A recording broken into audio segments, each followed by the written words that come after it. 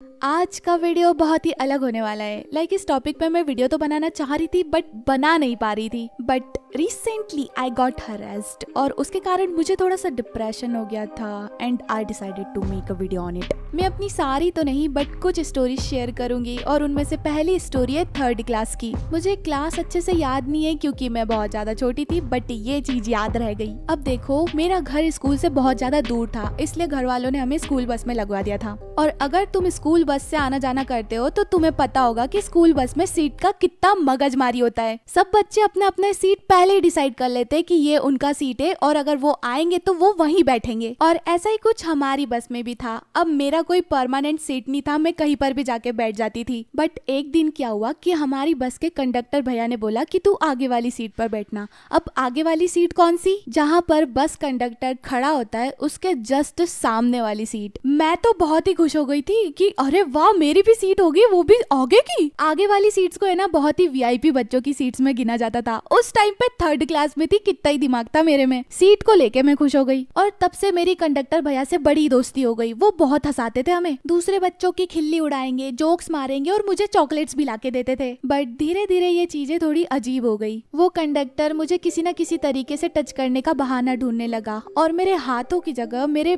Pockets में chocolate देने लगा, जो कि मुझे थोड़ा अजीब लगने लगा था। देखो, 3rd क्लास में उतना दिमाग नहीं होता है, बट धीरे धीरे तुम्हें थोड़ा अजीब लगने लगता है कि कुछ तो सही नहीं हो रहा है। तो एक दिन क्या हुआ कि मैंने उसकी चॉकलेट्स लेने से मना कर दिया और मैं पीछे जाके बैठ गई। तब मैंने उस कंडक्टर की आंखों में इतना गुस्सा देखा खुद के लिए, वो लगातार मुझे घूर के देख रहा था। अब देखो, बचपन में मैं बहुत ही कम बोलने वाली इंट्रोवर्ट टाइप की बच्ची थी। इवन मैं अपने पेरेंट्स से भी ज्यादा बात नहीं करती थी, इसलिए मैंने उन्हें कभी बताया ही नहीं कि मेरे साथ क्या हो रहा है। और मैं स्कूल जाने से इतना ज्यादा डरने लगी कि कभी स्कूल जाऊंगी तो मुझे उसी कंडक्टर को वापस से फेस करना पड़ेगा। वो कंडक्टर मुझे अलग ही वे में पकड़ के उतारता था, जबकि तब मैं इतनी बड़ी थी कि मैं बस से खुद से उतर सकती हूँ। और एक दिन मुझे ये चीज सहन नहीं हुई तो मैंने उसे बस से उतरते समय बोला कि मैं खुद से उतर जाऊंगी। फिर भी उस कंडक्टर ने मुझे गोदी में लेके उतारा और मेरा हाथ टाइट पकड़ लिया। लेकिन मुझे जमीन पर रखने के बाद मेरा हाथ पकड़ने का क्या सेंस बनता है? उसने इतना ज्यादा टाइट पकड़ा था मेरा हाथ कि मुझे बहुत ज्यादा दर्द हो रहा था। तो मैं जोर से चिल्लाई, छोड़ मेरा हाथ। अब देखो, जब मैं ऐसे चिल्लाई, बस के आइट साइड थोड़े बहुत लोग थे जिनने की मेरी आवाज सुन ली।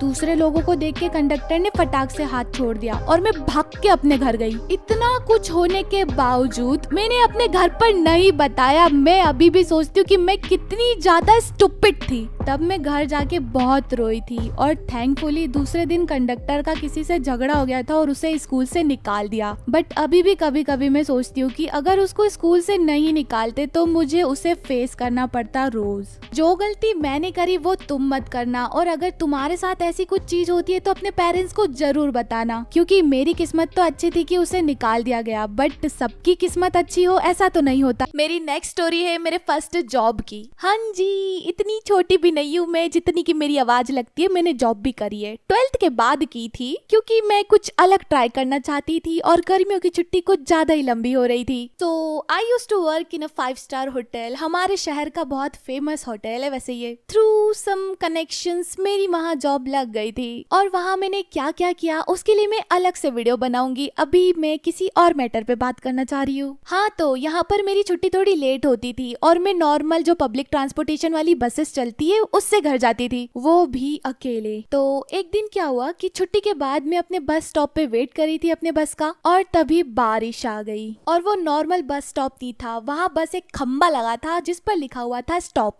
वही मेरा बस स्टॉप था। ऐसे तो नॉर्मली 1-2 जने खड़े होते थे मेरे साथ बस स्टॉप पे बस पे चढ़ने के लिए, बट उस रात को कोई भी नहीं था। और मेरे से 4-5 कदम दूर एक कार खड़ी थी। उस कार के अंदर 3 आदमी बैठे थे और बाहर 2 आदमी खड़े थे। वो लोग मुझसे इतना दूर तो खड़े थे कि मुझे उनकी क्लियरली आवाज सुनाई दे जाए, और मैंने उनकी बातें सुनी। हाँ, ये मैडम जी अकेली खड़ी भई रही, इनको ले चले क्या? पूछ लो, चले तो। कहाँ ले जाने की बातें कर रहे हो भाई? उनकी बातें सुन के मेरी जो फटाई। फिर वो अंकल मेरे पास आया और बोला, ओ मैडम जी, आपको कहीं छोड़ दे क्या? वो अंकल की एज मेरे पापा के एज से भी ज्यादा थी और मैं इतनी भी पगली नहीं हूँ कि 5 आदमियों के साथ में मैं एक कार में कहीं पर भी चली जाऊं? कि हाँ अंकल छोड़ दो मुझे, अब देखो आपने आगे से पूछा है तो पैसे तो नहीं दूंगी मैं। तो मैंने बोला नहीं नहीं अंकल मैं चली जाऊंगी, मेरी बस आने ही वाली है। अरे मैडम जी छोड़ देते हैं, चलिए तो सही, कहाँ बारिश में भीगती रहोगी। मेरे में इतनी पावर तो नहीं थी कि मैं 5 आदमियों से लड़ूं भीगती हुई सड़क पे, और ना ही मेरे आसपास कोई लोग है और ना ही मेरे पास कोई औजार है। तब मेरी इतनी हद की फटाई थी कि क्या पता अगर इन लोगों ने मेरा किडनैप कर लिया तो, और उसके बाद कुछ भी हो सकता है। तो मैंने बस यही बोला नहीं अंकल मैं चली जाऊंगी। अरे गाड़ी में तो बैठ जाओ, इतनी बारिश में भीग रही हो। वो अंकल मुझे बहुत ज्यादा फोर्स कर रहे थे गाड़ी में बैठने के लिए, और उन्हें देख के ऐसे ही लग रहा था कि उनने ड्रिंक करी हुई है। और मेरे दिमाग में यही आ रहा था कि क्यों अंकल तुम्हारे घर में तुम्हारे बच्चे नहीं है क्या? तुम्हारी बेटी के साथ तुम्हारी बीवी के साथ अगर ऐसा कोई करेगा तो अपनी उम्र का तो लिहाज करो। बोलना तो बहुत चाहती थी मैं, लेकिन मैंने कुछ नहीं बोला क्योंकि उस टाइम पे कोई नहीं था जो कि मुझे सपोर्ट करे। थैंकफुली कि मेरी बस आ गई और मैं भाग के चढ़ गई अपनी बस में। और ये बात मैंने घर पर किसी को नहीं बताई, क्योंकि अगर कभी मैं बताती और वो लोग मेरा जॉब करना बंद कर देते तो दूसरे लोगों के कारण मैं बाहर जाना क्यों बंद करूं भला। मेरी नेक्स्ट स्टोरी तो अभी रिसेंट की है, जिसके कारण मैंने सोचा कि मुझे ये वीडियो बनाना चाहिए। हुआ यूं कि मैं अपने कजिन भाई बहनों के साथ में वाटर पार्क गई थी। अब गलती हमारी यहाँ पर इतनी थी कि हमने वाटर पार्क जाने से पहले उस पार्क के बारे में पता नहीं किया कि वो पार्क में किस टाइप के लोग आते हैं। स्टार्टिंग में तो सब कुछ सही चल रहा था, हम लोग मस्त एंजॉय कर रहे थे। बट करीबन 4 बजे का टाइम होगा, मैं अपने बहनों के साथ में पूल में थी। अब वो पूल बहुत ज्यादा बड़ा था तो उसे 2 पार्ट्स में डिवाइड कर दिया था, एक पार्ट गर्ल्स के लिए और एक पार्ट बॉयज के लिए। और बॉयज को बॉयज वाले पार्ट में जाने के लिए गर्ल्स वाले पार्ट से होते हुए जाना पड़ता था। सब कुछ सही चल रहा था, हम लोग मस्त अपना एंजॉय कर रहे थे, शोर हो रहा था, म्यूजिक हो रहा था। और फिर अचानक पूल में 20-25 आदमियों का झुंड आया। वो लोग हमसे टकराते हुए आगे जा रहे थे और उनमें से किसी ने मुझे पीछे से चिमटी काटी। मेरा माइंड पूरा ब्लैंक हो गया कि ये क्या हुआ। मैंने जैसे ही पीछे मुड़ के देखा, वो एक बहुत ही बड़ा सा अंकल था, करीबन उसके 10-12 साल के तो बच्चे होंगे, और वो देखने में इतना ज्यादा डेंजरस लग रहा था। उसने काजल लगा रखा था, पान खा रहा था वो, और मुझे देख के स्माइल कर रहा था। Like what the fuck. ये चीज इतनी ज्यादा जल्दी हुई कि मेरा दिमाग पूरा ब्लैंक हो गया। मुझे समझ नहीं आया कि क्या करना चाहिए। मैंने जोर से चिल्ला के अपनी बहनों को बोला कि निकलो यहाँ से, क्योंकि मैं नहीं चाहती थी कि उनके साथ ऐसा कुछ हो। क्योंकि जब मैंने पीछे मुड़ के देखा, हम लोग पूरा उन लोगों से सराउंडेड थे और वो लोग बहुत ज्यादा डेंजरस दिख रहे थे और सारे के सारे सिमिलर ही दिख रहे थे। वो लोग गुंडे थे और उन्हें मर्डर करने से पहले सोचना नहीं पड़ता। आखिर किसी की इतनी कैसे हिम्मत हो सकती है? उनके थोड़े से फन के लिए किसी को डिप्रेशन, एंजाइटी और पता नहीं क्या क्या हो सकता है। मेरे दिमाग में सबसे पहले यही आया कि अगर मैंने इसे चाटा मार दिया और इसने मेरे साथ कुछ ज्यादा गलत कर दिया तो लोग तो सबसे पहले वीडियो बनाने के पीछे पड़ते।